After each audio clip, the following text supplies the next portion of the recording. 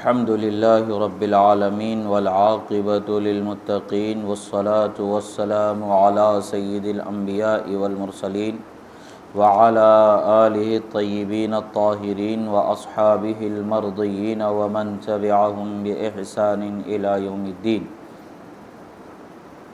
اما بعد فقد قال اللہ تبارک وتعالی فی القرآن المجید والفرقان الحمید. اعوذ باللہ من الشیطان الرجیم بسم اللہ الرحمن الرحیم. ورفعنا لک ذکرک صدق اللہ مولانا العظیم وصدق رسولہ النبی الامین الکریم ونحن علی ذلک لمن الشاہدین والشاکرین والحمد للہ رب العالمین.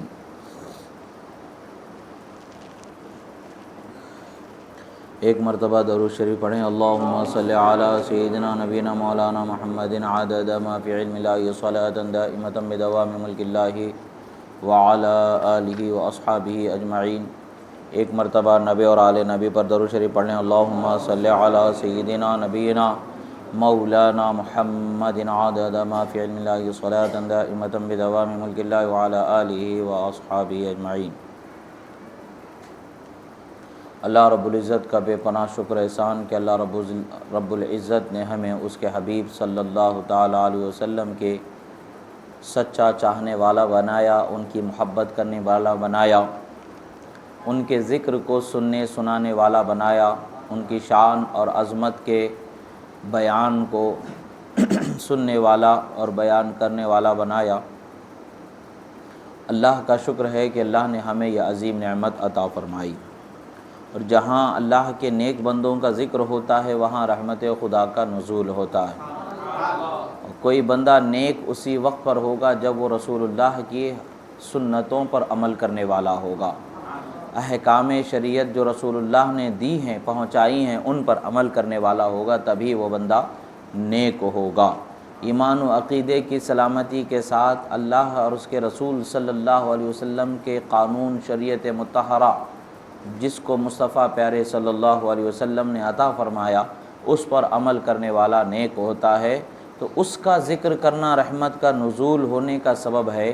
تو جن کے طریقے پر چلنے سے رحمت والا بنا دیا جاتا ہے وہ طریقے والے نبی کا ذکر کتنی برکت والا ہوگا، کتنی رحمت والا ہوگا. ہمارے اور آپ کے انداز سے پرے ہے، وہم و گمان سے زیادہ ہے کہ رسول اللہ صلی اللہ تعالیٰ علیہ وسلم کے ذکر پر کتنی رحمت اللہ تعالیٰ عطا فرمائے گا. گزشتہ سے پیوستہ درس سرکار مدینہ صلی اللہ تعالیٰ علیہ وسلم کی شان و عظمت کا شفا شریف سے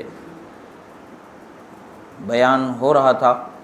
رسول اللہ صلی اللہ تعالیٰ علیہ وسلم سے صحابہ کرام رضوان اللہ علیہم اجمعین نے پوچھا، جیسا کہ حضرت ابو ہریرہ رضی اللہ تعالیٰ عنہ نے پوچھا کہ یا رسول اللہ صلی اللہ علیہ وسلم متى وجبت لك النبوة قال وآدم بین الروح والجسد.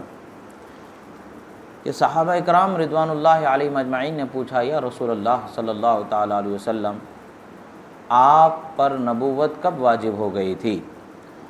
سرکار مدینہ صلی اللہ تعالیٰ علیہ وسلم نے آپ کے لیے نبوت کا کب اللہ نے فیصلہ فرما لیا؟ کب سے آپ کو اللہ نے نبی بنایا ہے؟ کب سے آپ اللہ کے نبی ہیں؟ یہ بات کو سمجھنے کی چیز ہے کہ نبی صلی اللہ تعالیٰ علیہ وسلم کی شان تو نبی خود بیان فرما رہے ہیں، اور آج کل کے لوگ نبی کی شان کو گھٹانے کی کوشش کریں گے تو کیا ان لوگوں کی کسی بات کی طرف توجہ کی جا سکے گی؟ ہرگز نہیں کی جا سکے گی، کیونکہ ان لوگوں نے کچھ جانا ہی نہیں ہے، یہ کچھ سمجھے ہی نہیں ہے، تو کیا ان کی بات کی طرف توجہ کی جائے گی؟ اصل بات تو یہ ہے، اصل چیز تو یہ ہے کہ جس کے بارے میں ہم جاننا چاہتے ہیں وہ خود ہمیں بتا رہے ہیں کہ ان کی شان خدا نے کیا عطا فرمایا. سرکار سے صحابہ نے پوچھا کیا صحابہ کو نہیں معلوم تھا؟ ایک چھوٹا سا سوال ہے کہ کیا صحابہ کو نہیں معلوم تھا کہ رسول اللہ صلی اللہ تعالیٰ علیہ وسلم نے 40 سالہ زندگی اعلان نبوت سے پہلے بھی گزاری ہے؟ صحابہ کو خوب معلوم ہے، 40 سالہ زندگی گزری ہے، صحابہ کو بہت خوب معلوم ہے، معلوم ضرور ہے. پھر اس سوال کے کرنے کا کیا مطلب ہے؟ تاکہ آج کل کے لوگوں کے دماغ کے کیڑوں کو درست کر دینا ہے اس کا مقصد۔ حضرت ابو ہریرہ نے پوچھا کہ یا رسول اللہ آپ کب سے اللہ کے نبی؟ اب یہاں پر اعلان نبوت کو لوگوں نے یہ جان لیا کہ بھئی اسی وقت پر نبی بنائے گئے، اس سے پہلے نبی نہیں تھے۔ 40 سال کے بعد جب رسول اللہ صلی اللہ تعالیٰ علیہ وسلم نے نبوت کا اعلان فرمایا تو اب اس سے لوگوں نے یہ سمجھ لیا کہ اسی وقت پر نبی بنائے گئے، اس سے پہلے نبی نہیں تھے معاذ اللہ، اور 40 سال بعد نبی بنائے گئے۔ یہ خیالات اور یہ باتیں توہمات پھیلانے کی کوشش کرتے ہیں۔ اب ہم دیکھیں کہ بھائی تم نے رسول اللہ کو دیکھا ہے یا صحابہ نے رسول اللہ صلی اللہ علیہ وسلم کو دیکھا؟ ظاہر سی بات ہے کہ رسول اللہ صلی اللہ تعالیٰ علیہ وسلم کو دیکھنے والی ہستیاں صحابہ کرام رضوان اللہ علیہم اجمعین ہیں۔ جب انہوں نے دیکھا تھا، جانا تھا، پھر بھی یہ سوال کیوں فرمایا کہ یا رسول اللہ آپ کو کب نبی بنایا گیا؟ آپ کا اللہ تعالیٰ کی بارگاہ میں مقام نبوت سے سرفراز کیے جانے کا وقت کیا تھا؟ کب سے آپ اللہ کے نبی بنائے گئے؟ متی وجبت لک النبوہ، یہ سوال کرنا ہمیں بتا رہا ہے کہ لوگوں 40 سال کے بعد اعلان نبوت کو دیکھ کر کے آپ لوگ یہ تصور نہیں کر سکتے ہیں، یہ نہیں سمجھ سکتے ہیں کہ جب ہی نبی بنائے گئے، بلکہ ہمارے نبی تو اس وقت پر بھی نبی تھے جب حضرت آدم علیہ السلام کے جسم میں ابھی روح کو داخل نہیں کیا گیا۔ یہی چیز ہے رسول اللہ صلی اللہ علیہ وسلم نے فرمایا وَآدَمُ بَيْنَ الرُّوحِ وَالْجَسَدِ، یعنی حضرت آدم علی نبینا وعلیہ الصلاۃ والسلام ابھی جسم اور روح کے درمیان تھے، یعنی ان کے جسم میں روح کو داخل نہیں کیا گیا تھا۔ دوسری روایت میں آتا ہے کہ رسول اللہ صلی اللہ علیہ وسلم نے فرمایا وآدم بین الماء والطین، کہ کنت نبیا وآدم بین الماء والطین، میں اس وقت پر بھی نبی تھا جب آدم علیہ السلام کے جسم کو ابھی بنایا ہی نہیں گیا تھا۔ یعنی انسان کو پانی اور مٹی سے ملا کر کے بنایا گیا، تو اور حضرت آدم علی نبینا علیہ السلام کا جسم ابھی بنایا جا رہا تھا۔ ان کے بنائے جانے سے پہلے اللہ تبارک و تعالی نے مجھے مقام نبوت سے سرفراز فرمایا تھا۔ عزیزان محترم، یہ ہمارے رسول اکرم صلی اللہ تعالیٰ علیہ وسلم کی شان ہے، اگرچہ وہ آخر میں تمام انبیاء کے تشریف لا رہے ہیں، تمام انبیاء کے بعد میں آ رہے ہیں، اس کا یہ مطلب نہیں کہ بعد میں نبی بنائے گئے ہیں، بلکہ اس کا یہ مطلب نہیں لیا جا سکتا کہ بعد میں نبی بنائے گئے ہیں، بلکہ حق تو یہ ہے کہ رسول اللہ صلی اللہ علیہ وسلم اس وقت پر بھی نبی تھے جب حضرت آدم علیہ السلام کو ابھی پیدا ہی نہیں کیا گیا۔ تو ہمارے آقا و مولا کی شان بہت نرالی ہے، خاتم النبیین بنا کر کے انہیں بھیجا، آخری نبی بنا کر کے اللہ نے بھیجا۔ اب کوئی اس کے بعد نبی آنے والا نہیں ہے، اب کسی کو نبی بنا کر کے نہیں بھیجا جائے گا۔ آخری نبی ہمارے آقا صلی اللہ تعالیٰ علیہ وسلم کو اللہ کے رسول صلی اللہ تعالیٰ علیہ وسلم کو رب تعالیٰ نے بنایا اور انہیں آخری نبی بنایا، تو اس کا یہ مطلب نہیں کہ وہ آخر میں مقام نبوت سے سرفراز کیے گئے، ایسا اس کا یہ مطلب نہیں ہے، بلکہ اس کا یہ مطلب ہے کہ رسول اللہ صلی اللہ تعالیٰ علیہ وسلم کو نبوت کا ختم کرنے والا بنا کر کے بھیجا ہے، یعنی اب آپ کے بعد کوئی نبی نہیں، نبوت آپ پر ختم کر دی گئی ہے۔ آگے اسی کی طرف ذکر آ رہا ہے کہ فرماتے ہیں کہ ایک اور رسول اللہ صلی اللہ تعالیٰ علیہ وسلم کی شان یہ ہے کہ رسول اللہ صلی اللہ تعالیٰ علیہ وسلم نے اپنے امتی کی ہر حال کو جان لیا ہے۔ فرماتے ہیں کہ وَعُرِضَ عَلَيَّ أُمَّتِي فَلَمْ يَخْفَ عَلَيَّ تَابِعُ مِنَ الْمَتْبُوعِ، فرماتے ہیں کہ اللہ تبارک و تعالیٰ کے حکم سے مجھ پر تمام میری امتیوں کو پیش کیا گیا، یعنی ان کے حال و احوال کو میرے سامنے پیش کیا گیا، یہاں تک کہ میں ان میں کے ہر ایک کی حالت کو جان لیا کہ کون فرما بردار ہے اور کون نافرمان ہے۔ سوچنے کی بات ہے کہ اللہ کے رسول صلی اللہ تعالیٰ علیہ وسلم کو اللہ نے کیسی شان عطا فرمائی ہے۔ فرما بردار کون امتی ہے یہ بھی رسول اللہ جانتے ہیں، نافرمان کون ہے یہ بھی رسول اللہ صلی اللہ علیہ وسلم جانتے ہیں۔ تو یہی بات تو ہم کہتے ہیں کہ ہمارے ہر حال کا علم اللہ نے اپنے حبیب کو عطا فرمایا۔ اللہ فرماتا لا یظہر علی غیبہ احدا الا من ارتضی من رسول، کہ اللہ تبارک و تعالیٰ فرماتا ہے کہ لوگوں پر اپنے غیب کو اللہ تبارک و تعالیٰ کسی پر ظاہر نہیں فرماتا سوائے اپنے رسولوں کے۔ اللہ تعالیٰ اپنے رسولوں پر اللہ تعالیٰ غیب کے علم کو ظاہر فرما دیتا ہے، اور ہمارے آقا و مولا تو رسولوں کے سردار ہیں، نبیوں کے سردار ہیں، اللہ تبارک و تعالیٰ کے حبیب مختار ہیں، تو اللہ تبارک و تعالیٰ نے ان کی شان بھی بڑی عظیم بنائی کہ اللہ کے رسول صلی اللہ تعالیٰ علیہ وسلم پر امتی کا کوئی حال ڈھکا چھپا نہیں ہے۔ تو اب ہمیں سمجھنا چاہیے کہ ہماری حالت رسول اللہ سے پوشیدہ نہیں ہے تو کس منہ سے ان کے سامنے ہم جائیں گے؟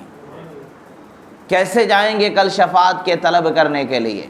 کل کیسے مانگیں گے ان کے سامنے اپنے دامن کو پھیلا کر کے؟ ہمیں آج سوچنا ہے کہ ہمیں اپنے احوال کو کیسے رکھنا ہے۔ ان کو تو خبر ہے، مگر ہمیں کیا سدھرنے کا موقع نہیں رکھا گیا؟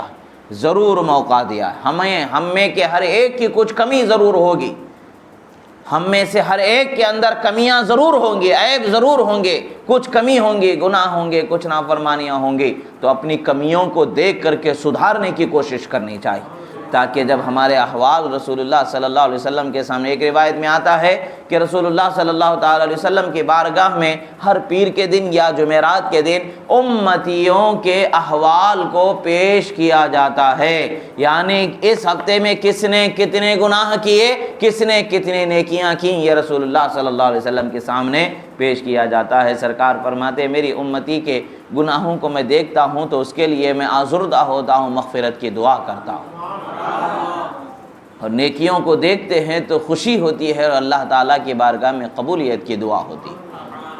تو ہمارے کسی حال سے رسول اللہ صلی اللہ علیہ وسلم غافل نہیں ہے۔ ہمیں رسول اللہ کو خوش کرنا ہے، ہمیں رسول اللہ کو خوش کرنا ہے تو ہمیں اپنے آپ کو نیک بنانا ہے، ہمیں اپنے آپ کو فرمانبردار بنانا ہے۔ ہم ضرور انسان ہیں، ہمارے اندر کمی ہے، مگر کمی کا یہ مطلب نہیں کہ ہم اپنے آپ کے اصلاح اور سدھار کی طرف ہی خیال کرنا چھوڑ دیں، ہم جیسے ہیں ویسے ہی رہیں گے، کوئی بدلاؤ نہیں لائیں گے، ایسا نہیں۔ انسان کو اللہ تبارک و تعالیٰ نے بہترین مخلوق بنایا ہے، تو بہترین ہونے کی اصل وجہ کیا ہے کہ اس کے اندر اچھائی اور برائی دونوں ہونے کے باوجود وہ برائی کو چھوڑ کے اچھائی کو اختیار کرنے والا ہو سکتا ہے، وہ اچھائی کو اختیار کرنے والا ہو سکتا ہے، برائی کو چھوڑ سکنے کی بھی طاقت ہے اس کے اندر، اچھائی کو اختیار کرنے کی بھی صلاحیت اللہ نے رکھی ہے، تو ہمیں اچھائی کو اختیار کرنا چاہیے، برائی کو چھوڑنا چاہیے۔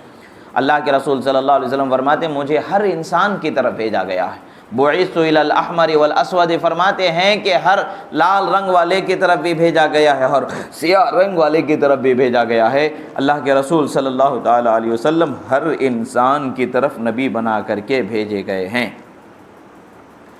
حضرت ابو ہریرہ رضی اللہ تعالیٰ عنہ سے ایک روایت ہے کہ فرماتے ہیں نصرت بالرعب وأوتیت جوامع الکلم وبین انا نائم اذ جیء بمفاتیح خزائن الارض فوضعت فی یدی، فرماتے ہیں اللہ کے رسول صلی اللہ تعالیٰ علیہ وسلم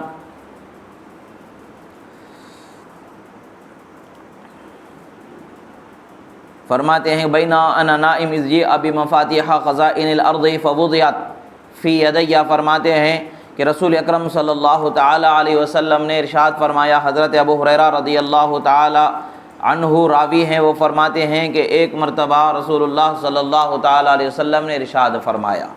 اب دیکھیں یہاں پر شان کیسے رسول اللہ صلی اللہ علیہ وسلم بیان فرما رہے ہیں۔ ہم کہتے ہیں کہ دونوں جہاں کے مالک ہمارے نبی، جنت کے مالک ہمارے نبی، کوثر کے مالک ہمارے نبی، زمین کے مالک ہمارے نبی، ہم اپنے نبی کو مالک و مختار جانتے ہیں، تو یہ مالک و مختار ہونا کیسے ہے؟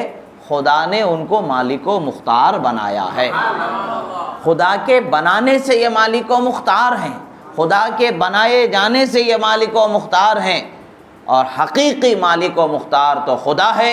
خدا نے ان کو اپنا نائب ہونے کی حیثیت سے، اپنے محبوب ہونے کی حیثیت سے، اپنے پیارے ہونے کی حیثیت سے مالک و مختار بنایا، تو نبی جو چاہیں خدا اسے ضرور فرما دیتا ہے۔ یہی پچھلے درس میں گزرا، نبی کا چاہنا ہے، نبی جو چاہیں اسے عطا کر دیا جاتا ہے۔ تو اب نبی کی شان کیسی ہے؟ زمین کو اللہ تبارک و تعالیٰ نے قرآن مجید میں ارشاد فرمایا ہے وَلَقَدْ كَتَبْنَا فِي الزَّبُورِ مِن بَعْدِ ذِكْرِ أَنَّ الْأَرْضَ يَرِثُهَا عِبَادِيَ الصَّالِحُونَ، فرمایا ہم نے زبور میں پہلے ہی بیان کر دیا کہ زمین کے وارث وہی لوگ ہوں گے، زمین کے مالک وہی لوگ ہوں گے جو اللہ کے نیک بندے ہوں گے۔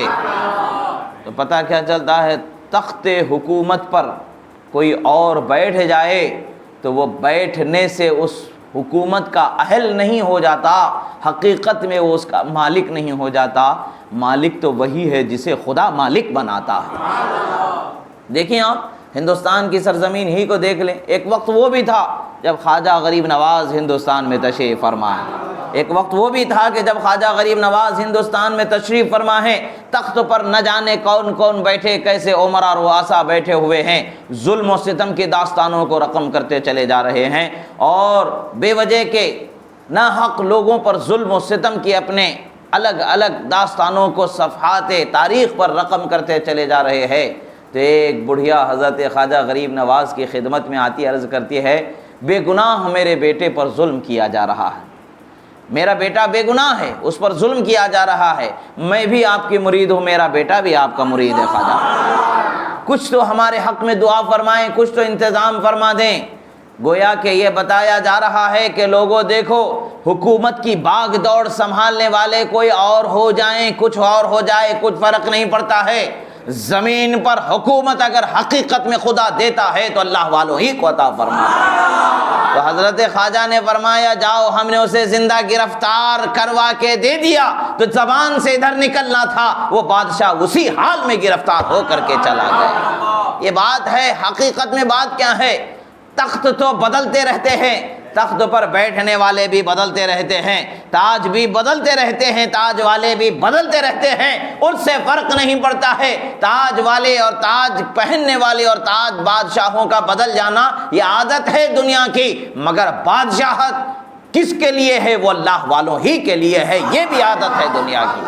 دنیا کی ایک عادت ہے کہ دنیا تابع اللہ والوں ہی کے ہوتی ہے، اور دنیا کی یہ بھی عادت ہے کہ تخت بدلتے رہتے ہیں، تخت پر بیٹھنے والے بھی بدلتے رہتے ہیں، بیٹھنے والوں کے تاج بھی، تاج والے بھی بدلتے رہتے ہیں۔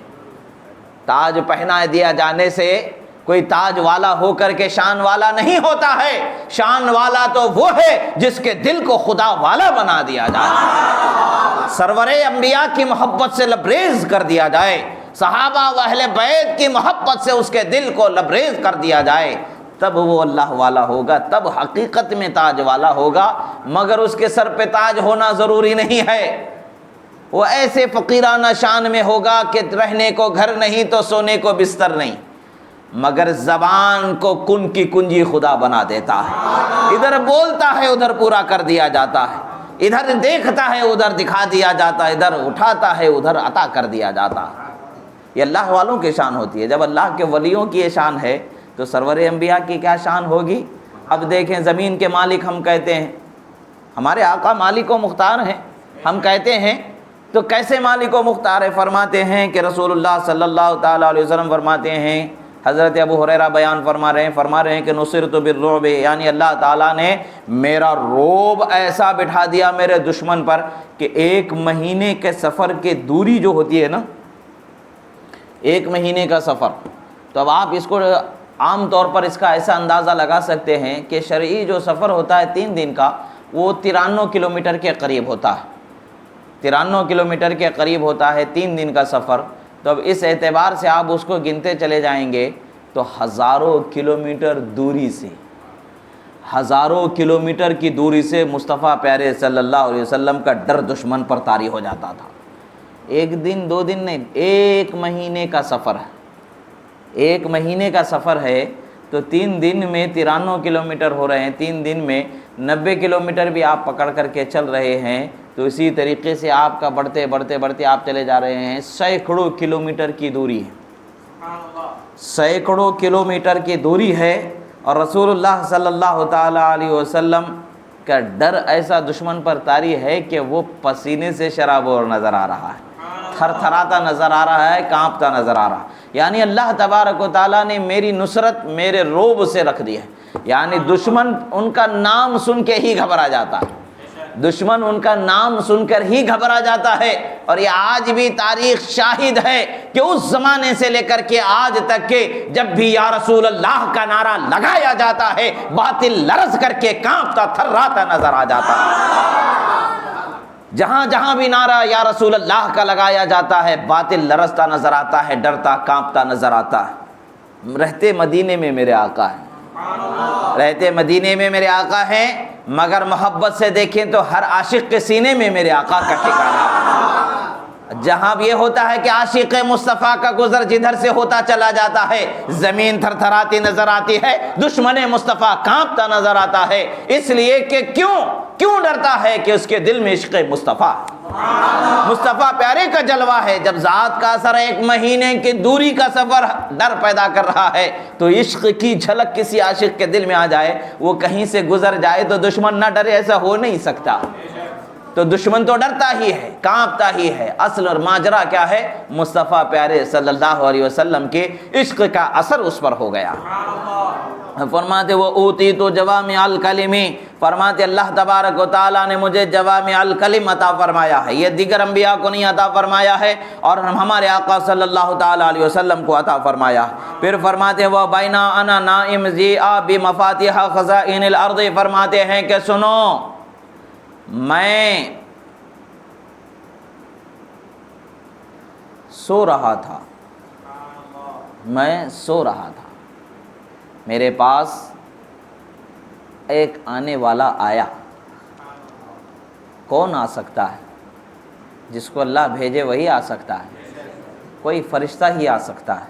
کوئی فرشتہ آیا، فرماتے ایک آنے والا آیا، اور آ کر کے میرے ہاتھوں میں اس نے زمین کی تمام خزانوں کی کنجیاں رکھی۔ زمین کا کوئی خزانہ ایسا نہیں رہا کہ جس کی کنجی مصطفیٰ پیارے صلی اللہ علیہ وسلم کے ہاتھ میں۔ یعنی اب ایک چھوٹی سی بات ہے، کنجی کسے دی جاتی ہے؟ چابی کسے دی جاتی ہے؟ جو اس کا مالک ہوتا ہے، اسی کو دی جاتی ہے۔ اب جس کے پاس چابی ہے، وہ جب چاہے تب کھول سکتا ہے، جب چاہے تب بند کر سکتا ہے، جب چاہے جب اس میں سے نکال بھی سکتا ہے، جب چاہے جب اس میں سے نکالنے کو چھوڑ بھی سکتا ہے۔ اختیار دے دیا گیا ہے۔ تو مصطفیٰ پیارے صلی اللہ تعالیٰ علیہ وسلم کو اختیار عطا ہوا کہ نہیں عطا ہوا؟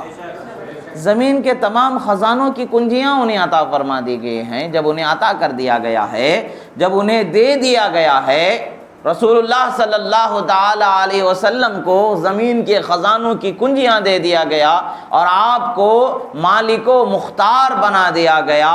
جب مالک و مختار بنا دیا گیا ہے تو معاملہ کیا ہوگا کہ وہ تو جسے چاہیں اسے عطا کر دیں، جسے چاہیں اسے منع کر دیں۔ یعنی تو یہاں حال کیا ہے؟ کون دیتا ہے؟ دینے کو منہ چاہیے، دینے والا ہے سچا ہمارا نبی ہے۔ دینے کی طاقت بھی تو چاہیے، طاقت اسی کو دی گئی ہے جس کو دینے والا خدا نے بنایا۔ اور اللہ کے رسول صلی اللہ علیہ وسلم فرماتے واللہ یعطی وانما انا قاسم، اور اللہ دینے والا ہے، میں بانٹنے والا۔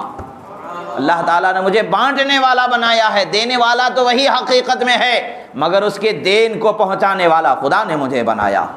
اور اس کی چابیاں ساری رسول اللہ کی خدمت میں، رسول اللہ کی بارگاہ میں ہیں، پیش کر دی گئیں، گویا کہ بتایا گیا اے میرے حبیب، آپ میرے حبیب ہیں۔ اب فیصلہ آپ کو دے دیا گیا ہے، جس کو جو دینا چاہیں عطا فرما دیں۔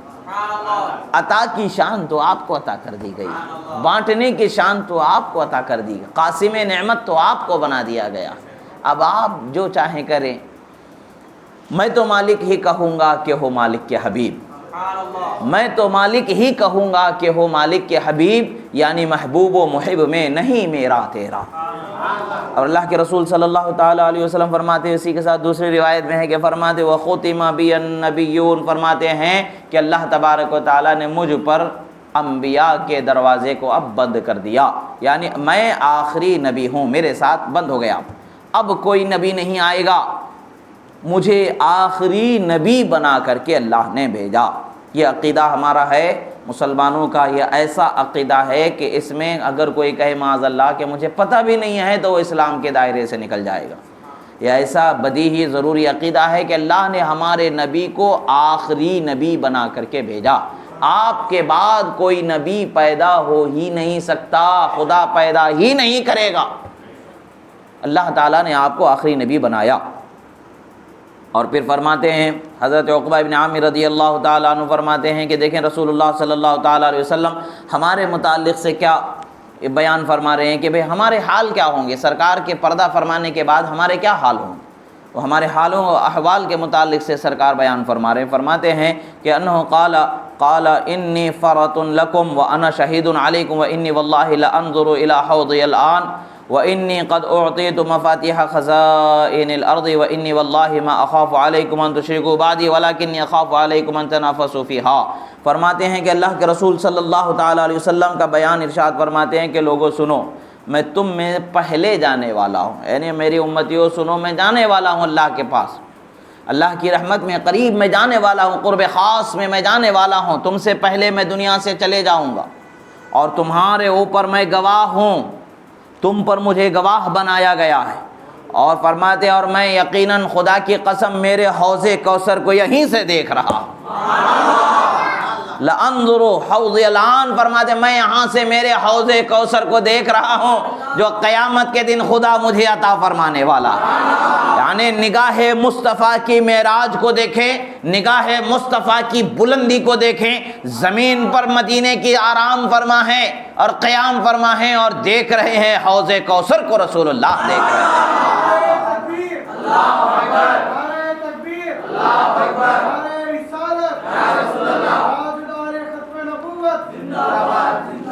اور کوئی غیب کیا تم سے نہا ہو بھلا، اور کوئی غیب کیا تم سے نہا ہو بھلا، جب نہ خدا ہی چھپا تم پہ کروڑوں درود۔ کیا چھپ سکتا ہے؟ ہم تو کہتے ہیں ہمارے آقا کی نگاہوں کو خدا نے ایسا منور فرمایا، ایسا منور فرمایا، وہ جس کی نگاہوں میں دیکھ لیں وہ نگاہوں کو منور فرما دے، وہ جس کے سینے کو دیکھ لیں وہ سینے کو منور فرما دے، وہ جس کی طرف دیکھ لیں اسے منور فرما دیں۔ اور ان کی نگاہوں کے منور ہونے کا حال کیسا ہے؟ ارے رسول اللہ کا فرمان ہے اتقوا فراست المؤمن فإنه ينظر بنور اللہ، مومن کی نظر فراست سے بچو کہ وہ اللہ کے نور سے دیکھتا ہے۔ ایک عام مومن کے دیکھنے کا یہ حال ہوگا، اللہ والوں کے دیکھنے کا یہ حال ہوگا، تو پھر سرور انبیاء کے دیکھنے کا کیا حال ہوگا؟ حضرت غوث اعظم جو اولیاء کے سردار ہیں، ان کے دیکھنے کا حال کیا ہے؟ نظرت الی بلاد اللہ جمعا کخردلۃ علی حکم اتصالی، فرماتے ہیں میں اللہ کے شہروں کو ایسے دیکھتا ہوں جیسے ہتھیلی میں رائی کا دانہ ٹہلتا ہے۔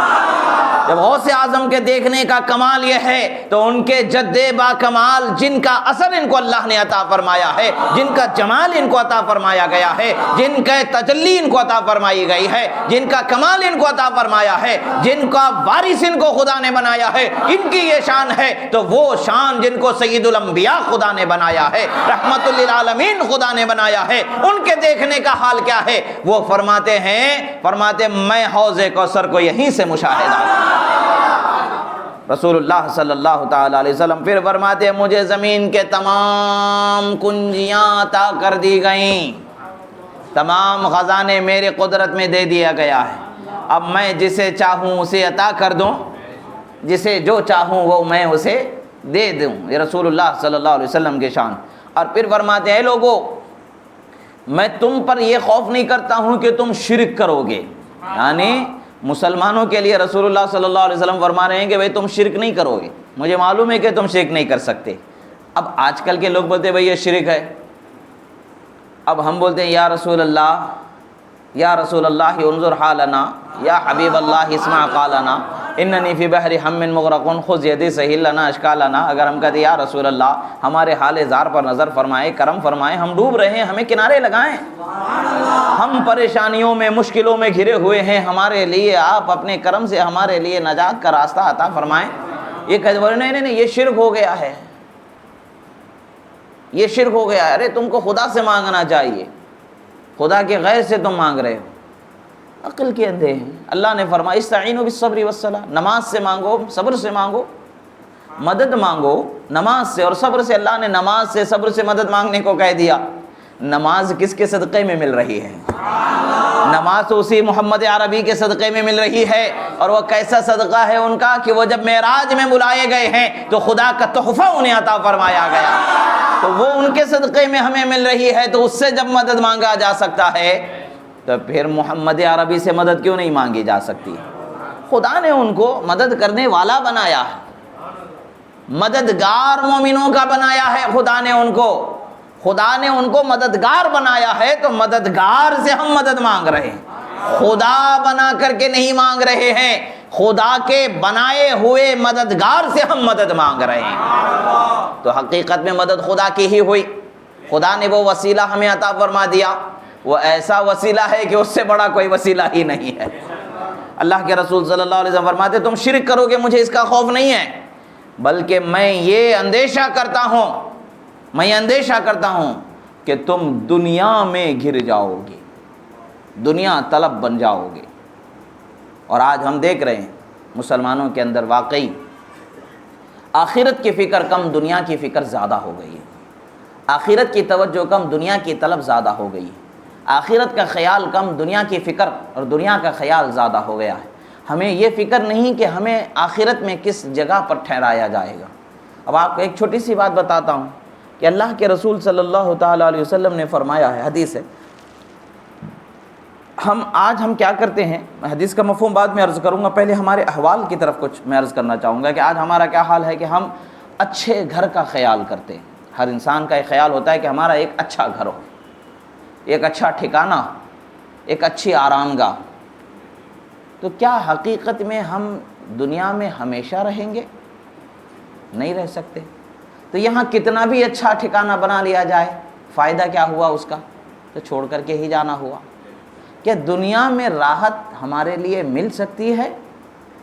رسول اللہ نے فرمایا دنیا مومنوں کے لیے قید خانے کی طرح ہے، جیل ہے، سینٹرل جیل بول سکتے ہیں۔ دنیا مومنوں کے لیے قید خانے کی طرح ہے، مومن اس میں جیسے سینٹرل جیل میں آدمی کتنی بھی راحت دے دو کیسے رہتا ہے سکون چین رہتا ہے، اس کی فکر کہاں کے لیے رہتی کہ وہ اس ٹیمپرری راحت کی فکر میں رہتا ہے کہ چھوٹ کر کے آزاد ہونے میں فکر میں رہتا ہے، آزادی کی فکر کرتا ہے، اپنے بیوی بچوں کے پاس، اپنے گھر بار کے پاس جانے کی فکر کرتا ہے۔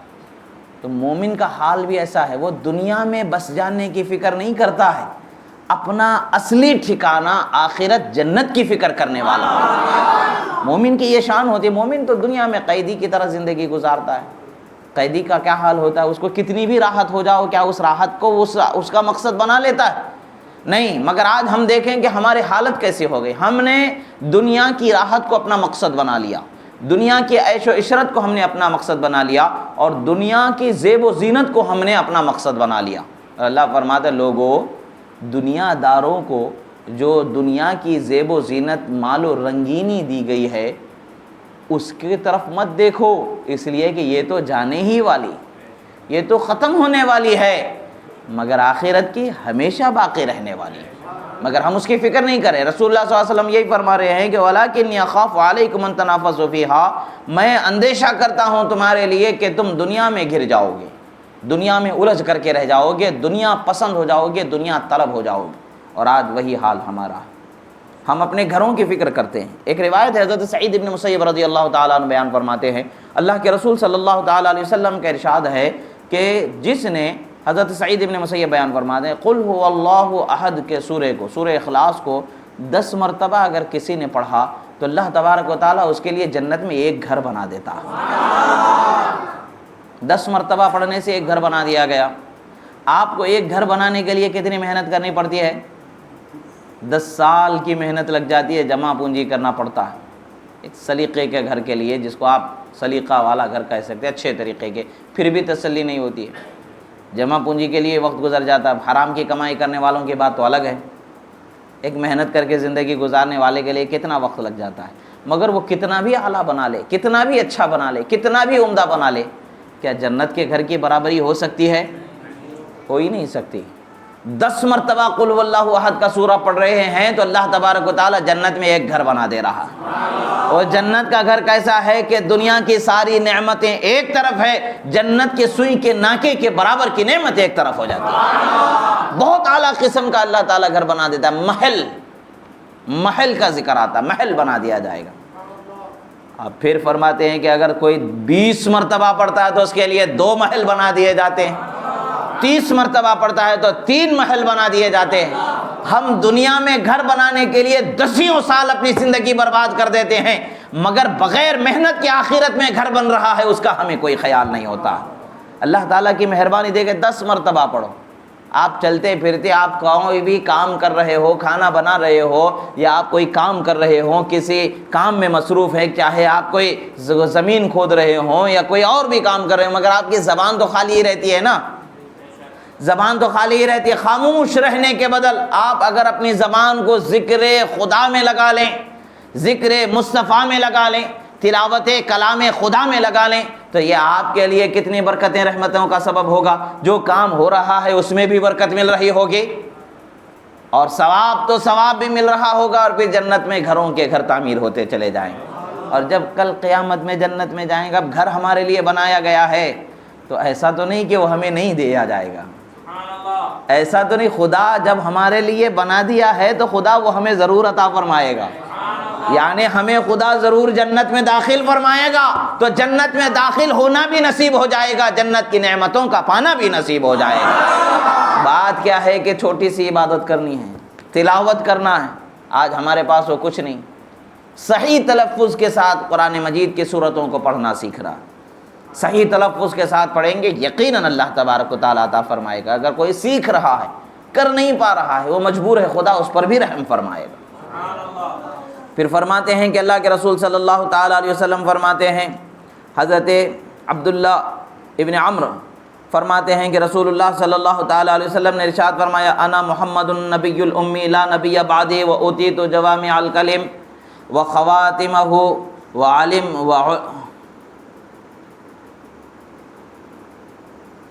وَأُوتِيتُ جَوَامِعَ الْكَلِمِ، فرماتے ہیں کہ سنو، اللہ تبارک و تعالیٰ نے مجھے محمد بنا کر کے بھیجا، یعنی تعریف کیا جانے والا بنا کر کے بھیجا۔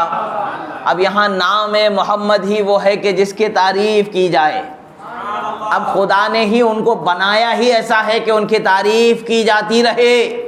تو آج ہم کو تعریف کرنے سے روکنے والے کیا کریں گے؟ کیا محمد بولنا چھوڑ دیں گے؟ معاذ اللہ، نہیں۔ نام محمد کا مطلب کیا ہے؟ وہ کہ جس کو تعریف سے سراہا جائے، جس کی تعریف کی جائے۔ خدا نے مجھے تعریف کیے جانے والا ہی بنایا ہے، اور میرا کوئی استاذ نہیں بنایا خدا نے، میں نے کسی سے پڑھا نہیں ہے، کوئی میرا استاذ نہیں ہے۔ اور پھر فرماتے اللہ تعالیٰ نے مجھے جوامع الکلم عطا فرمایا ہے، اور اللہ تبارک و تعالیٰ نے مجھے ان لوگوں کو بھی بتایا ہے، میں ان کو بھی جانتا ہوں جو عرش کو اٹھائے ہوئے ہیں، جو عرش کو اٹھائے ہوئے ہیں، اور جنت دوزخ کے جو نگران فرشتے ہیں ان کو بھی میں جانتا ہوں، وہ بھی مجھے دکھائے گئے، اور عرش اعظم کو اٹھانے والے فرشتوں کو بھی خدا نے مجھے دکھایا۔ اللہ کے رسول صلی اللہ تعالیٰ علیہ وسلم نے اپنی بلندی کو یہاں پر ذکر فرمایا ہے۔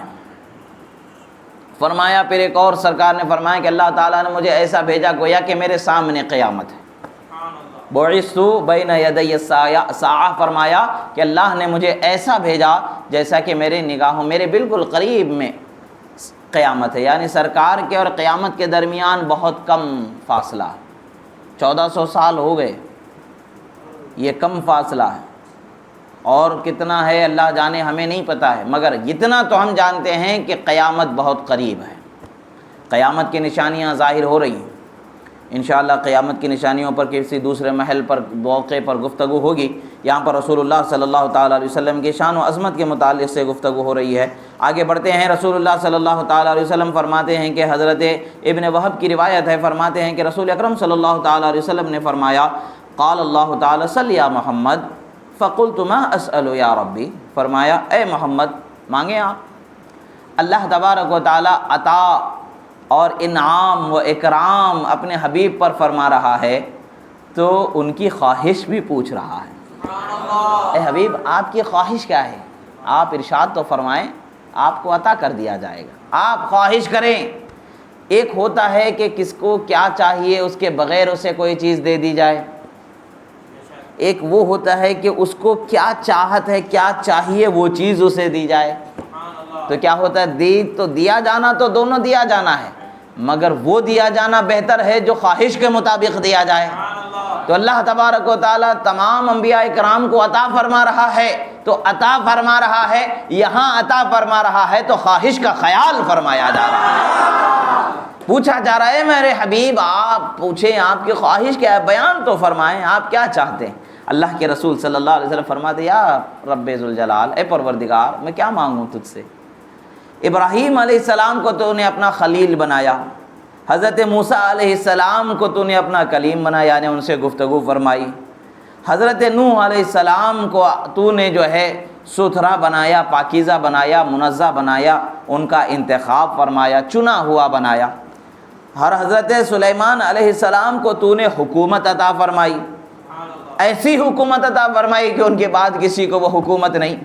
حضرت سلیمان علیہ السلام ایسے پیغمبر اور ایسے حاکم اللہ نے ان کو بنایا کہ چونٹیوں پر، ہوا پر، زمین کی ہر مخلوق پر، حتیٰ کہ آسمان پر چلنے والے، ہوا اڑنے والے بادلوں پر بھی اللہ تعالیٰ نے آپ کو حکومت عطا فرمائی، پوری حکومت اللہ تعالیٰ نے آپ کو عطا فرمائی۔ تو ایسی حکومت جو دی گئی کسی اور کو اس کے بعد نہیں عطا فرمایا۔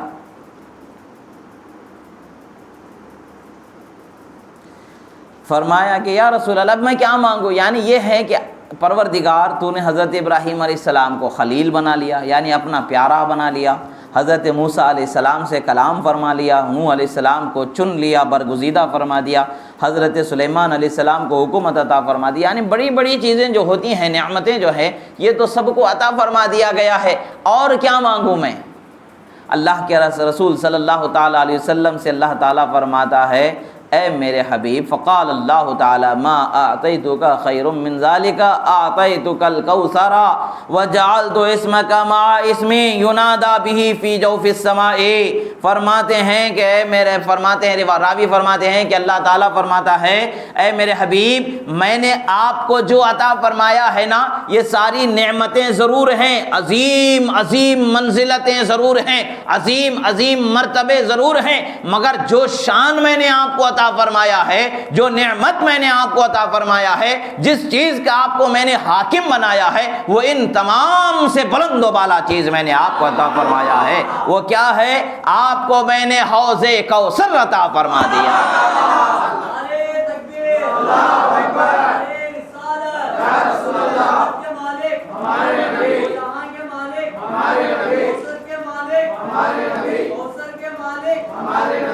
آپ کو میں نے حوض کوثر عطا فرما دیا ہے حبیب۔ حضرت سلیمان علیہ السلام کو جو حکومت عطا فرمائی تھی ضرور وہ بڑی حکومت تھی، مگر جن جن پر حکومت تھی وہ سب حشر میں جمع ہونے والے ہیں نا، سب حشر میں جمع ہوں گے، اور حشر میں حوض کوثر پر حکومت ہوگی تو مصطفیٰ پیارے کو حکومت عطا، وہی سب کو پلانے والے ہوں گے، اور آپ کے چار یار سب کو پلانے والے ہوں گے، اور آپ کے نواسے حسنین پلانے والے ہوں گے جو آپ کی بارگاہ میں ہوں گے، بانٹتے چلے جا رہے ہوں گے، اپنے چاہنے والوں کو پلاتے چلے جا رہے ہوں گے، مگر سلطنت مصطفیٰ کی عظمت تو حشر میں دکھنے والی ہے۔ اور وہ حکومت کیسی ہے؟ وہ ایسی حکومت ہے کہ جس کا کوئی اندازہ ہی نہیں لگایا جا سکتا، خدا نے جس کو بہتر فرما دیا۔ اور پھر فرماتا ہے اللہ تبارک و تعالیٰ فرماتا ہے کہ اے میرے حبیب جعلت اسمک مع اسمی، میں نے آپ کے نام کو میں نے نام کے ساتھ جوڑ دیا ہے، لا الہ الا اللہ محمد الرسول اللہ، یعنی میرے نام کے ساتھ میں نے آپ کے نام کو جوڑ دیا۔ یہ وہ مقام ہے کہ آپ کے جیسا مقام کسی کو نہیں عطا فرمایا گیا۔ پھر فرماتے ہیں کہ ینادی بہ فی جوف السماء، آسمانوں میں ندائیں کی جاتی رہتی ہی ہیں، ندائیں ہوتی ہی رہتی ہیں۔ دنیا میں اگرچہ مومن ہی پڑھنے والے ہیں، غیر نہیں پڑھتے، مگر اس سے فرق نہیں پڑتا ہے، آسمانوں پر اللہ تبارک و تعالیٰ نے، آسمان کی ساری مخلوقیں اس کی ندا کرتی ہی رہتی ہیں، لا الہ الا اللہ محمد الرسول اللہ۔ خدا کے نام کے ساتھ مصطفیٰ کے نام کی پکار آسمانوں میں ہوتے رہے گی، اللہ تعالیٰ نے فرما دیا۔ اور فرماتے ہیں کہ وَجَعَلْتُ الْأَرْضَ طَهُورًا لَكَ وَلِأُمَّتِكَ، فرماتے ہیں کہ راوی فرماتے ہیں کہ اے میرے حبیب میں نے آپ کی امت کے لیے اور آپ کے لیے زمین کو پاکیزہ بنا دیا ہے، زمین کو پاکیزہ بنا دیا ہے۔ اب آپ جہاں چاہیں، جس وقت پر چاہیں، جب وقت مل جائے نماز ادا کر سکتے ہیں۔ اور پھر فرماتے ہیں کہ اے میرے حبیب صلی اللہ تعالیٰ علیہ وسلم، آپ کی وجہ سے ہم آپ کے اگلوں کو بخش دیں گے اور آپ کے پچھلوں کو بخش دیں گے۔ گویا کہ حال یہ ہوگا کہ آپ لوگوں کے درمیان سے گزر رہے ہوں گے تو اگلے اور پچھلوں کو بخشاتے جانے والے بنائے جائیں۔ یہ اللہ کے رسول صلی اللہ علیہ وسلم کی شان اللہ تعالیٰ نے عطا فرمایا، کیسی عظیم شان انہیں عطا فرمائی گئی ہے۔ اور فرمایا کہ وَلَمْ أَصْنَعَ ذَلِكَ لِأَحَدٍ قَبْلَكَ، اے حبیب یہ نعمتیں آپ کے علاوہ میں نے کسی کو نہیں عطا فرمائی۔ اور آپ کے امتی کے لیے آپ کو بتائیں کہ رسول اللہ صلی اللہ تعالیٰ علیہ وسلم کا کیا فرمان ہے، اللہ تعالیٰ کیا فرمان، رسول اللہ صلی اللہ علیہ وسلم کے صدقے میں امت کے لیے کتنی بڑی نعمت۔ قرآن شریف کے آج دنیا میں حافظ مل جاتے ہیں کہ نہیں مل جاتے ہیں؟ اللہ کا شکر ہے کہ اللہ نے ہمیں حافظ قرآن بنایا، اور جو حافظ قرآن ہوتے ہیں تو ان کی کیا شان ہوتی ہے، بڑی شان ہوتی ہے۔ تو شان والے تو ہوتے ہی ہیں، مگر ان کے ماں باپ کی بھی شان ایسی ہوتی ہے کہ قیامت کے دن ان کے سروں پر ایسے چمکتے تاج رکھے جائیں گے اور ان کے لیے ایسے عظیم تختوں پر، جیسے بادشاہ کی مسند ہوتی ہے، ایسے عظیم مسندوں پر بٹھایا جائے گا کہ لوگ دیکھ کر کے حیرانی ظاہر کریں گے کہ آخر یہ کون سے ایسے عظیم ہستیاں ہیں کہ جن کو یہ عظمت دی گئی ہے۔ وہ کوئی بڑی عظمت والے لوگ نہیں ہوں گے، صرف حافظ قرآن کے والدین ہوں گے تو ان کو یہ شان عطا ہو جائے گی۔ اب قرآن کو یاد کر لینا آسان نہیں ہے۔ اللہ تبارک و تعالیٰ نے فرمایا کہ اگر میں قرآن کو نازل فرما دوں پہاڑوں پر تو پہاڑ ریزہ ریزہ ہو جائیں، ذرہ ذرہ ہو جائیں، مگر مومن کا دل اس لائق بنایا گیا کہ وہ حافظ قرآن ہو جاتا ہے۔ ہمارے نبی سے پہلے والے انبیاء کرام پر جو کتابیں نازل کی جاتی تھیں تو ان کتابوں کے حافظ انبیاء ہی ہوا کرتے تھے، انبیاء کے علاوہ دوسرے حافظ نہیں ہوا کرتے تھے۔ یہاں پر اللہ تعالیٰ فرماتا ہے کہ وَجَعَلْتُ قُلُوبَ أُمَّتِكَ مَصَاحِفَهَا، فرمایا کہ میرے حبیب ہم نے آپ کی امت کے دلوں کو قرآن بنا دیا، یعنی وہ قرآن کے حافظ ہونے لائق ہم نے ان کو بنا دیا، قرآن کو ان کے سینوں میں ہم نے محفوظ فرما دیا ہے۔ کیا عظیم نعمت اللہ نے عطا فرمائی، یہ کتنی بڑی نعمت ہے۔ حضرت نوح علیہ السلام ضرور برگزیدہ ہیں، حضرت ابراہیم علیہ السلام ضرور خلیل اللہ ہیں، حضرت موسیٰ علیہ السلام ضرور کلیم اللہ ہیں، حضرت سلیمان علیہ السلام کو ضرور حاکم بنایا گیا ہے، مگر حافظ قرآن، حافظ کتاب، ان کے امت پر جو کتابوں کو، ان کے پیغمبروں پر جو کتابوں کو نازل کیا گیا تھا، ان کتابوں کے حافظ ان کی امتیوں کو نہیں بنایا گیا تھا، حافظ بنایا گیا ہے نبی کے علاوہ تو اس امت کو ہی حافظ بنایا گیا ہے، یعنی اس امت ہی کو یہ شان عطا فرمائی گئی ہے۔ تو یہ شان کس کے صدقے میں ہے؟ مصطفیٰ پیارے صلی اللہ علیہ وسلم کے صدقے میں ہے۔ پھر فرماتے ہیں کہ میں نے آپ کی شفاعت کو چھپا رکھا ہے، جب قیامت میں منظر آئے گا تب لوگ دیکھیں گے، جب ظاہر کیا جائے گا تب پتہ چلے گا کہ کیسی شان میں نے آپ کو عطا فرمائی اور وہ کیسی شفاعت ہوگی۔ خدا کا شکر ہے کہ ہمیں شفاعت کرنے والے نبی کی شفاعت کو ماننے والا بنایا اور مانگنے والا بھی بنایا ہے۔ ہم مانگتے ہیں یا رسول اللہ ہماری شفاعت فرمائیے، ہم مانگتے ہیں ان سے کیونکہ شفیع المذنبین خدا نے ان کو بنایا، اور اس شفاعت کے صدقے میں مانگنے کی دعائیں رسول اللہ نے ہمیں سکھائی۔ اللہ کے رسول صلی اللہ تعالیٰ علیہ وسلم کا یہ عظیم مرتبہ اللہ تعالیٰ نے انہیں بتایا، یعنی بتایا کہ حبیب آپ کو میں نے وہ دیا ہے جو دوسروں کو نہیں دیا ہے۔ اگرچہ سارے پیغمبر بڑے درجے کے ہیں، ان میں بھی بہت بڑے درجے کے پیغمبر ہیں، مگر آپ کو جو درجہ دیا گیا وہ اوروں کو نہیں دیا گیا ہے، اور آپ کو جو شان عطا کی گئی ہے وہ اوروں کو نہیں عطا کی گئی ہے۔ دوسری حدیث میں ہے، حضرت حذیفہ راوی فرماتے ہیں رسول اللہ صلی اللہ تعالیٰ علیہ وسلم بشرنی یعنی ربہ، اللہ تعالیٰ نے ان کو خوشخبری سنائی، اول من يدخل الجنة معي من امتی 70,000 مع كل 1000 70,000 ليس عليهم حساب۔ اللہ اکبر، کتنی عظیم بات ہے۔ رسول اللہ صلی اللہ تعالیٰ علیہ وسلم فرماتے ہیں کہ جو جنت میں سب سے پہلے میرے ساتھ جائیں گے وہ 70,000 لوگ ہوں گے۔ کاش کہ اللہ تعالیٰ ہمیں ان میں فرما دے، کاش کہ اللہ ہمیں ان میں فرما دے۔ مولا ہمیں تیرے حبیب کے ساتھ اولین داخل ہونے والوں میں ہمارا شمار فرما دے۔ پھر فرماتے ان میں کہ ہر ایک کے ساتھ 70,000 ہوں گے، پھر 70,000 ایسے ہوں گے جو بغیر حساب و کتاب کے رسول اللہ صلی اللہ تعالیٰ علیہ وسلم کے ساتھ جنت میں داخل ہوں گے. کوئی حساب نہیں ہوگا ان پر، کیا کھایا، کیا پیا، کیا کیا، کچھ نہیں. بغیر حساب کتاب کے جاؤ، میرے مصطفیٰ کے ساتھ چلے جاؤ. اب وہ ہوگا تو کیسا ہے؟ اب پھر دیکھیں یہاں پر اتنا فرمایا، اب پھر فرمایا کہ 70,000 مطلب اتنے بڑے صحابہ ہی کی جماعت 1,24,000 کا مبیش ہے. صحابہ ہی 1,24,000 ہیں. تو پھر ہم جیسے گناہگار کہاں جائیں؟ ہم کہاں جائیں؟ ہم تہی دامن کہاں جائیں؟ خدا کی مہربانی دیکھیں، سرکار فرماتے ہیں کہ میرے رب نے مجھے خوشخبری سنائی ہے کہ 70,000 جائیں گے بغیر حساب کتاب کے، مگر ان 70,000 میں سے ہر ایک کے ساتھ 70,000 جنت میں داخل کیے بغیر حساب و کتاب کے. خدا ہمیں اس جماعت میں فرما دے، اس کے حبیب کے صدقے میں خدا ہمیں اس جماعت میں فرما دے. اس لیے کہ حساب بڑا کٹھن مرحلہ ہے قیامت کے دن. حساب دینا یہ ہماری طاقت نہیں. اگر حساب لیا جائے گا تو پکے سزا کے حقدار بنائے جائیں گے، بن جائیں گے. ہمیں حقدار ہی ہوں گے کیونکہ ہمارے پاس ہے ہی کیا سوائے کمزوریوں کے، گناہوں کے، کیا ہے ہمارے پاس؟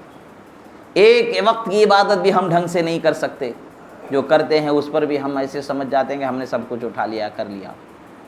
مگر خدا رحم فرما دے تو اس جماعت میں کر دے تو اس کا کرم ہو جائے. 70,000 لوگ ایسے کہ جن کا حساب کتاب نہیں ہوگا، تو وہ 70,000 ایسی شان والے ہوں گے کہ ان کے ساتھ ہر ایک کے ساتھ 70,000 ہوں گے. 70,000 کو پھر 70,000 سے آپ ضرب دے کر کے دیکھو تو کیا حال ہوگا. ہم کو عام طور پر گننے کے لیے نہیں، پین لینا پڑے گا، کتاب پیپر لے کر کے حساب کرنا پڑے گا، یا کیلکولیٹر لے کر کے حساب کا آلہ لے کر کے حساب کرنا پڑے گا، اندازہ کرنا پڑے گا. مگر خدا کی بخشش کی جو شان ہے نا، وہ کیسی نرالی ہے کہ اس کے حبیب کا صدقہ کیسا دے. صرف ساتھ ہونے سے، رسول اللہ کے ساتھ کی برکت ایسی ہے کہ 70,000، پھر ان 70,000 میں سے ہر ایک کے 70,000 کو اللہ تعالیٰ داخل فرما دے. فرماتے ہیں، پھر فرماتے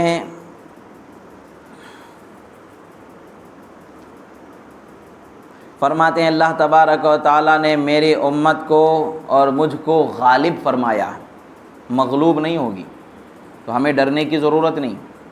حکومت کسی کی بھی ہو جائے، غالب خدا ہم کو ہی فرمانے والا، اس لیے کہ ہمارا نبی غالب نبی اللہ نے عطا فرمایا. مغلوب نبی نہیں دیا اللہ نے ہم کو، مغلوب نہیں بنایا ہمارے نبی کو اللہ تبارک و تعالیٰ نے. اور انبیاء مغلوب نہیں، غالب ہی ہوتے ہیں. انبیاء کی شان ہی ایسی ہوتی ہے، وہ شان والے ہی ہوتے ہیں. اور ہمارے نبی کی شان ایسی ہے کہ وہ بھی شان والے، غالب ہی بنائے، ان کے امتی کو بھی اللہ تعالیٰ نے غالب ہی بنایا. شہید ہو جانا تو یہ خود ہماری شان ہے جی. شہید ہو جانا، دنیا میں مر جانا، یہ ہماری کوئی پریشانی کی بات ہے؟ مومن کی کیا پریشانی کی بات ہے؟ عاشق رسول تو تمنا کرتا ہے کہ موت جلدی سے آ کہ میں تجھے کلیجے سے لگا دوں، کیونکہ تجھے میں کلیجے سے لگاؤں گا تو مصطفیٰ کے جلووں کو دیکھنا قبر میں مجھے نصیب ہو رہا ہے.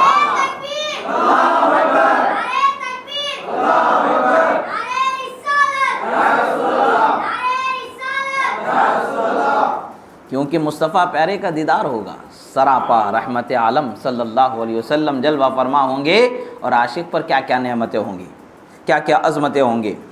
اور اللہ کے رسول صلی اللہ علیہ وسلم فرماتے ہیں کہ اللہ تعالیٰ نے مجھے فتح مندی عطا فرمائی ہے، عزت عطا فرمائی ہے، اور روب ایسا عطا فرمایا ہے کہ میرے سامنے روب ایسا چلتا ہے میں کسی طرف رخ کر کے نکل جاؤں، 1 مہینے کی مسافت کی جو دوری ہوتی اتنی دور تک میرا روب و دبدبا طاری ہو جاتا ہے، اور دشمن دہلنے لگتا ہے، کانپنے لگتا ہے، ہول طاری ہو جاتا ہے. پھر فرماتے ہیں کہ میرے لیے اللہ تبارک و تعالیٰ نے غنیمتوں کو حلال فرمایا.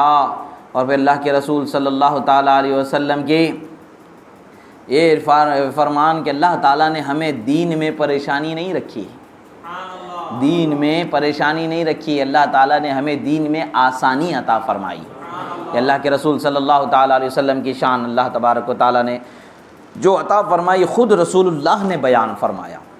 محفل میلاد میں یہی تو بیان ہوتا ہے، شان مصطفیٰ ہی کو تو بیان کیا جاتا ہے، شان مصطفیٰ ہی کو تو بیان کیا جاتا ہے، اور کوئی حال کو بیان ہوتا ہے؟ بیان وہی کیا جاتا ہے جو شان خدا نے ان کو عطا فرمایا۔ اب دوسری روایت حضرت ابو ہریرہ رضی اللہ تعالیٰ عنہ فرماتے ہیں کہ ما من نبی من الانبیاء الا وقد اعطی من الآیات ما مثله آمن علیہ البشر وانما كان الذي اوتیت وحیا اوحى اللہ الی فارجو ان اکون اکثرهم تابعا یوم القیامہ۔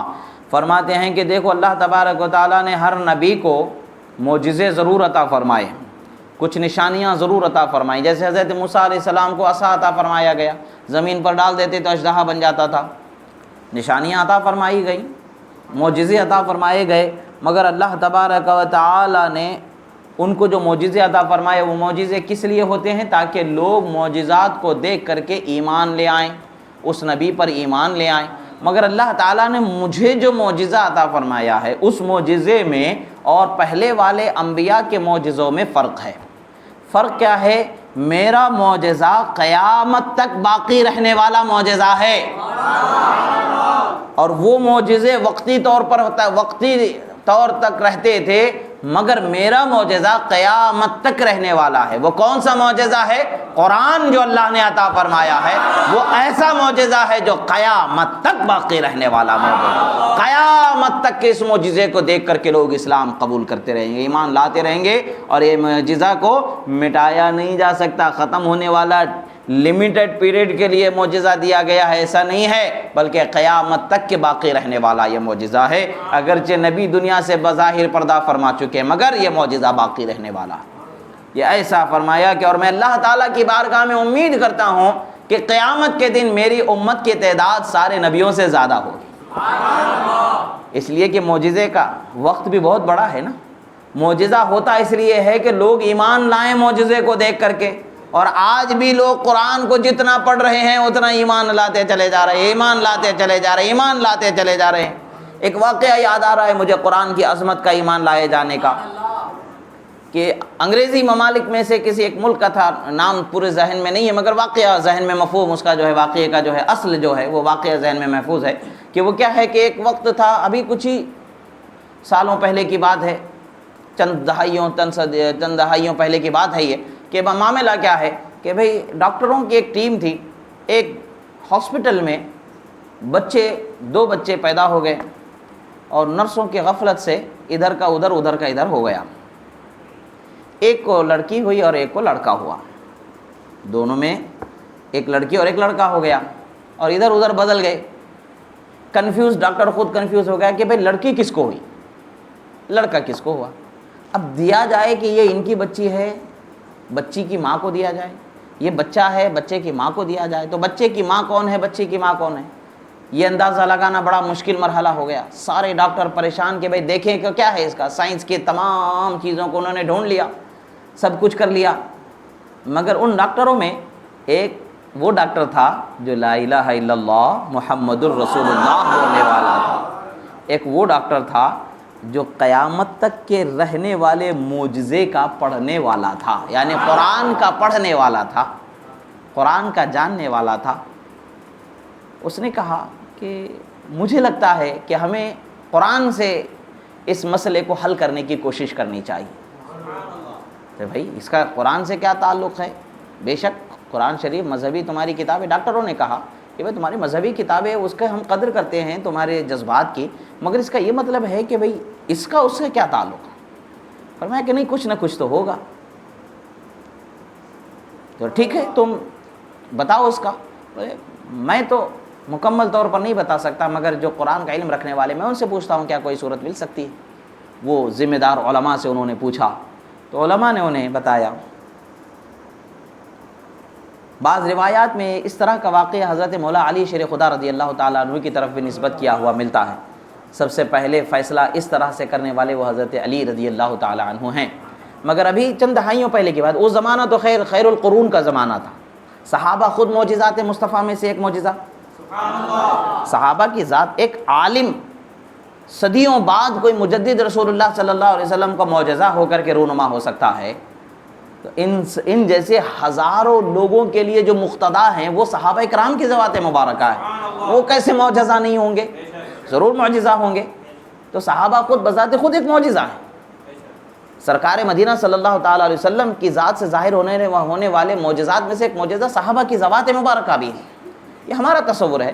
بہرحال تو صدیوں بعد اس واقعے کی حقانیت کو لوگوں کے سامنے پیش کیا گیا تو علماء نے بتایا کہ بھئی دیکھو اللہ تبارک و تعالیٰ نے قرآن میں فرمایا ہے وَلِلذَّكَرِ مِثْلُ حَظِّ الْأُنثَيَيْنِ فرمایا کہ مرد کو عورت کا دگنا خدا نے عطا فرمایا ہے. مرد کو عورت کا دگنا خدا نے عطا فرمایا ہے.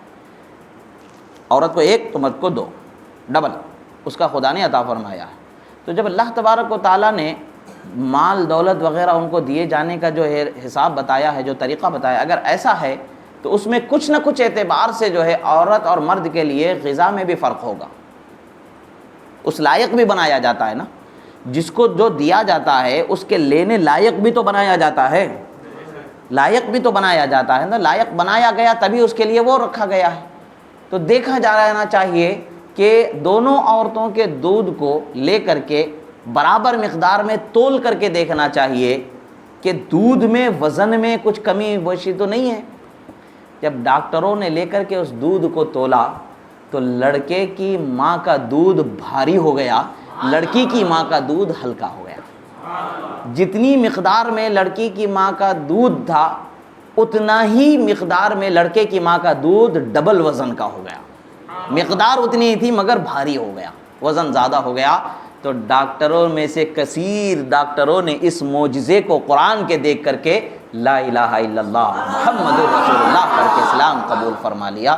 تو یہ وہ معجزہ ہے جس کو رسول اللہ صلی اللہ علیہ وسلم نے فرمایا، اور یہ معجزہ ہمارے آقا کو عطا فرمایا گیا. قرآن اللہ کی کتاب کو اللہ تعالیٰ نے عطا فرمایا ہے، اور یہ ایسا معجزہ ہے جو قیامت تک کے باقی رکھا جانے والا ہے. اللہ نے خود اعلان فرمایا انا نحن نزلنا الذکر وانا لہ لحافظون، ہم ہی اس کتاب کے نازل کرنے والے ہیں، اس دین کے نازل کرنے والے ہیں، اور ہم ہی اس کی حفاظت کرنے والے ہیں.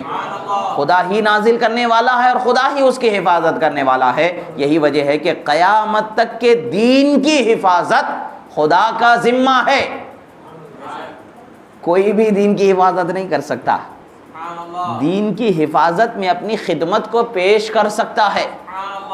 خدا چاہے قبول کر لے، خدا چاہے رد کر دے، اس کی شان ہے، مگر حفاظت دین کی کرنے والا رب تعالی. اور دین کی حفاظت ہو رہی ہے تو یہ مصطفیٰ صلی اللہ علیہ وسلم کا معجزہ ہے جو قیامت تک کے جاری رہنے والا معجزہ عطا فرمایا. ایسا جاری رہنے والا، قیامت تک کے جاری رہنے والے معجزات دوسرے انبیاء کو نہیں عطا فرمائے گئے. یہ معجزہ صرف ہمارے نبی صلی اللہ تعالیٰ علیہ وسلم کو عطا فرمایا گیا. اور اسی طریقے سے حضرت مولا علی رضی اللہ تعالیٰ عنہ فرماتے ہیں اور بھی خصوصیات. حضرت مولا علی رضی اللہ تعالیٰ عنہ فرماتے ہیں کلو نبی اعطی سبعۃ نجبا، فرماتے ہیں کہ ہر نبی کو 7 نجبہ عطا فرمائے گئے. اب یہ اولیاء کی جماعت میں دیکھا جائے تو اولیاء کے اعتبار سے دیکھا جائے تو ایک خاص منصب ہوتا ہے. جو نجیب ہوتے ہیں، اولیاء جو ہوتے ہیں، جو اولیاء کی جماعت ہوتی ہے تو ان میں جو نجیب ہوتے ہیں جنہیں نجیب کہا جاتا ہے، نجبہ کہا جاتا ہے، ایک جماعت ایک خاص تعداد میں، مخصوص تعداد میں، مخصوص مقام ولایت پر فائز بزرگوں میں سے ہوتے ہیں، اولیاء میں سے ہوتے ہیں.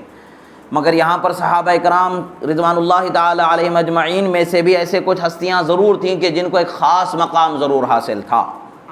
ان خاص مقام یعنی وہ مقام کیسا تھا؟ نصرت مصطفیٰ صلی اللہ علیہ وسلم کے لیے، اعانت مصطفیٰ صلی اللہ علیہ وسلم کے لیے، مصطفیٰ صلی اللہ تعالی علیہ وسلم کی مدد کرنے والے بنایا گیا، رسول اعظم صلی اللہ تعالی علیہ وسلم کے چاہنے والے بنایا گیا، ان کا ساتھ دینے والے بنایا گیا. وہ مخصوص مقام جو نظام کائنات کے باطنی طور پر جاری رکھنے کے لیے عطا فرمایا جاتا ہے، اس مخصوص مقام کے حامل لوگوں میں سے جو لوگ ہوا کرتے ہیں وہ خاص لوگوں کو نجیب کہا جاتا ہے. تو ایسے خاص الخاص لوگ جو ہوا کرتے تھے اور زمانے کے جو انبیاء کرام تھے ان لوگوں میں انبیاء کرام کو 7 لوگ خاص الخاص عطا کیے جاتے تھے. کتنے لوگ خاص الخاص عطا کیے جاتے تھے؟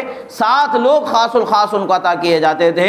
مگر رسول اللہ صلی اللہ تعالی علیہ وسلم کی خصوصیت کیا ہے؟ خاص الخاص 14 لوگ رسول اللہ صلی اللہ علیہ وسلم کو عطا فرمائے گئے. اور فرمایا گیا وَأُعْطِيَ نَبِيُّكُمْ، اور تمہارے نبی کو اربعۃ عشر کہا گیا 14 تمہیں دیے گئے ہیں، اور پھر فرمایا منہم ابو بکر و عمر و ابن مسعود و عمار و الی ذالک، فرمایا ان میں سے رسول اللہ صلی اللہ علیہ وسلم نے چند لوگوں کے نام گنائے، ان نام گنائے جانے والوں میں سے ایک حضرت ابو بکر صدیق، دوسرے حضرت عمر فاروق، تیسرے حضرت عبداللہ ابن مسعود، چوتھے حضرت عمار، اور بھی نام دوسری روایتوں میں تفصیل سے 14 لوگوں کے نام ملتے ہیں۔ ان ناموں کا اس میں شفا شریف میں مختصراً ذکر کیا گیا۔ یہ وہ ہستیاں ہیں کہ جن کو نجبہ میں رسول اللہ صلی اللہ تعالی علیہ وسلم کے لیے جن کو نجبہ بنا کر کے اللہ کی طرف سے تحفہ دیا گیا، وہ یہ ہستیاں ہیں، ایک حضرت ابو بکر صدیق، دوسرے عمر فاروق، حضرت عبداللہ ابن مسعود، حضرت عمار ابن یاسر رضی اللہ تعالی عنہم۔ یہ وہ ہستیاں ہیں جسے رسول اللہ صلی اللہ تعالی علیہ وسلم کو عطا فرمایا گیا۔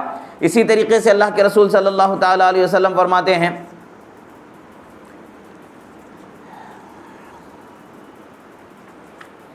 کہ اللہ تبارک و تعالیٰ نے ہاتھیوں کو لشکر لے کر کے، ہاتھیوں کا جو کعبۃ اللہ کو ڈھانے کے لیے ایک بادشاہ آیا تھا، تو اس ہاتھیوں کو کعبۃ اللہ میں جانے کی طاقت نہیں دی گئی، کعبۃ اللہ پر قابض ہونے کی طاقت نہیں دی گئی۔ ابابیل آئے اور اپنے پیروں میں اور چونچ میں چھوٹے چھوٹے کنکر لے کر کے اوپر سے گزرے، ایک ایک کنکر گزرا تو جو سوار ہے اس کے سر سے ہوتے ہوئے، جسم سے ہوتے ہوئے ہاتھی کے جسم سے نکل کر کے زمین میں دھس جاتا، وہ سب کے سب اسی وقت پر مر کے فنا ہو گئے۔ فرماتے اللہ تبارک و تعالیٰ نے مکۃ المکرمہ کو ہاتھیوں کے لشکر کے قبضے میں نہیں دیا تھا، اس سے روک دیا تھا، بچا لیا تھا۔ پھر فرماتے ہیں کہ اب مکہ کو قبضے میں کسی کے دیا ہے تو اللہ نے اس کے رسول کے قبضے میں عطا فرمایا اور مومنین کے قبضے میں عطا فرمایا۔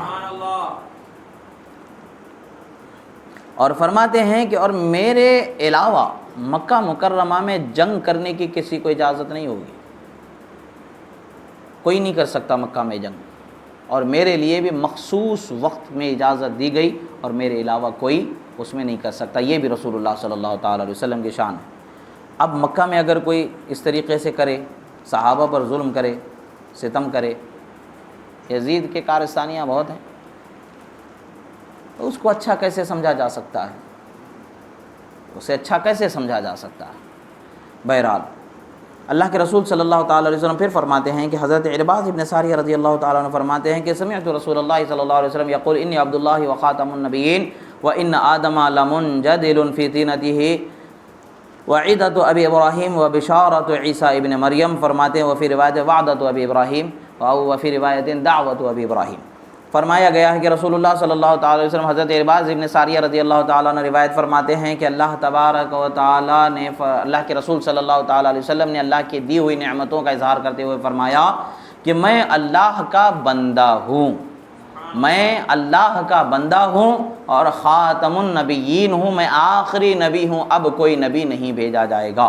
اور فرمایا کہ میں اس وقت پر بھی نبی ہوں جب حضرت آدم علیہ السلام کو ابھی بنایا جا رہا تھا، حضرت آدم علیہ السلام کو بنایا جا رہا تھا، میں اس وقت پر بھی اللہ کا بندہ اور اللہ کا نبی خاتم النبیین ہی تھا، اور آج بھی میں اللہ کا بندہ اور خاتم النبیین ہی ہوں جب حضرت آدم علیہ السلام کو بنایا جا رہا تھا۔ اور پھر فرماتے ہیں کہ میں ہی وہ ہوں جو جس کی دعا حضرت ابراہیم علیہ السلام نے کی تھی، اور میں ہی وہ ہوں جس کی بشارت حضرت عیسیٰ علیہ السلام نے دی تھی۔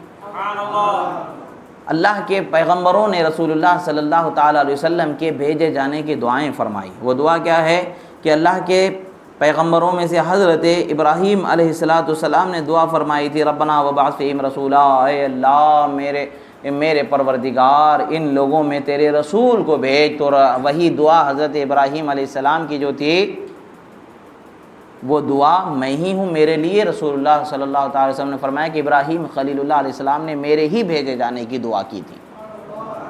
اور پھر فرمایا کہ حضرت عیسیٰ علیہ السلام نے یہی فرمایا تھا کہ میرے بعد ایک نبی آنے والے ہیں جن کا نام احمد ہے، یہ حضرت عیسیٰ علیہ السلام نے فرمایا، قرآن میں اس کا ذکر ہے۔ تو وہی بشارت، جو بشارت خوشخبری سنائی تھی کہ میرے بعد آخری نبی اللہ کے آنے والے وہ احمد ان کا نام ہوگا، یہ جب فرمایا گیا ہے تو رسول اللہ صلی اللہ تعالیٰ علیہ وسلم کا یہ بیان بتا رہا ہے کہ حضرت ابراہیم علیہ السلام کی دعا جو تھی وہ بھیجے جانے کی پیغمبر کی، وہ حضرت رسول اللہ کے لیے دعا تھی، اور جو بشارت حضرت عیسیٰ علیہ السلام نے سنائی تھی وہ ہمارے آخری نبی محمد عربی صلی اللہ تعالیٰ علیہ وسلم ہی کے متعلق سے انہوں نے بشارت فرمائی تھی۔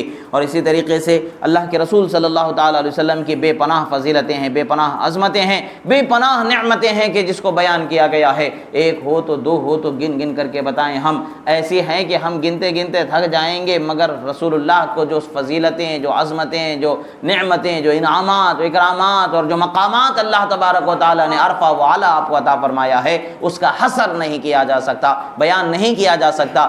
آخر اتنا ہی کہنا پڑے گا، لا يمكن الثناء كما كان حقه، اللہ کے رسول صلی اللہ علیہ وسلم کی تعریف جیسا کہ اس کا حق ہے ہم کر ہی نہیں سکتے ہیں۔ آخر کار ہمیں اپنے کلام کو اختصار کے ساتھ اتنا ہی کہنا پڑے گا کہ بعد از خدا بزرگ توئی القصہ مختصر، خدا کے بعد اگر کوئی شان و مرتبہ والا ہے تو آپ ہی کی ذات ہے مصطفیٰ صلی اللہ تعالیٰ علیہ وسلم، کہہ کر کے ہمیں گزر جانا ہوگا، اس لیے کہ ہم احاطہ ہی نہیں کر سکتے ہیں۔ عزیزو، اللہ کی بارگاہ میں ہمیں خوشخبری اللہ کی طرف سے ہمیں ملی ہے، بشارتیں ملی ہیں، نعمتیں ملی ہیں، اس کے حبیب کی ہمیں رحمتیں اللہ نے عطا فرمائی ہے، تو ہماری ذمہ داری ہے کہ ہم اللہ کے بارگاہ میں مطیع و فرما بردار ہو کر کے زندگی گزاریں، گناہوں کے راستے سے ہٹیں، رحمت للعالمین کی رحمتوں کا اثر، رحمتوں کا حصہ اپنے وجود پر ہمیں محسوس کرنا ہوگا۔ وہ کیسے محسوس ہوگا؟ جب ہم عبادت گزار ہو جائیں گے، نماز روزے کے پابندی کرنے والے ہو جائیں گے، ذکر و اذکار کی پابندی کرنے والے ہو جائیں گے، خدا کی رحمتوں سے قریب بنا دیے جائیں گے، اس کے حبیب کے شفاعت کے حقدار بنا دیے جائیں گے۔ آج ہمارے یہ ذکر کرنے کا مقصد یہی ہے کہ ہمیں خدا کے رسول کی نعمتیں، رحمتیں، شفقتیں جو اللہ تعالیٰ ان کے وجہ سے ہمیں عطا فرمایا ہے، یعنی امت کو ان کے جو عطا فرمایا ہے، ان چیزوں کو جانیں اور شکر گزار ہو کر کے اللہ تعالیٰ کی بارگاہ میں، اس کے حبیب کی بارگاہ میں سچی بہتر زندگی گزارنے کی کوشش کریں۔ اللہ تبارک و تعالیٰ سے دعا ہے جو کہا گیا سنا گیا، کہنے میں سننے میں جو غلطی ہوئی اللہ تبارک و تعالیٰ اسے معاف فرمائے۔ پروردگار حبیب صلی اللہ علیہ وسلم کے صدقے و طفیل میں مولا ہم پر کرم فرما، رحم فرما، انعام فرما، اکرام فرما۔ پروردگار ہمارے گناہوں کو معاف فرما، ہمارے پریشانیوں سے ہمیں نجات عطا فرما، قرض سے نجات عطا فرما۔ پروردگار زمانے میں بے حیائی پھیلتی جا رہی ہے، مولا ہمارے آل اولاد کو بے حیائی سے محفوظ فرما، ہماری ماؤں بہنوں بہوؤں بیٹیوں کی عزت و آبرو کی حفاظت فرما، بد اخلاقی بد کرداری سے ہماری حفاظت فرما، ظالم حکمرانوں کے ظلم و ستم سے ہماری حفاظت فرما، اسلام کا بول بالا ہماری زبانوں سے، ہمارے آنے والی نسلوں سے فرمانا۔ پروردگار ہماری زبانوں پر تیرے دین کا کلمہ جاری فرمانا۔ پروردگار جو دعائیں ہم کریں مولا ان دعاؤں کو قبول فرمانا۔ وصلی اللہ تبارک و تعالی علی خیر خلق نور عرش سیدنا محمد وعلی آلہ وصحبہ اجمعین۔ اقول قولی ھذا استغفر اللہ لی ولکم ولسائر المؤمنین وما علینا الا البلاغ المبین برحمتک یا ارحم الراحمین والحمد للہ رب العالمین۔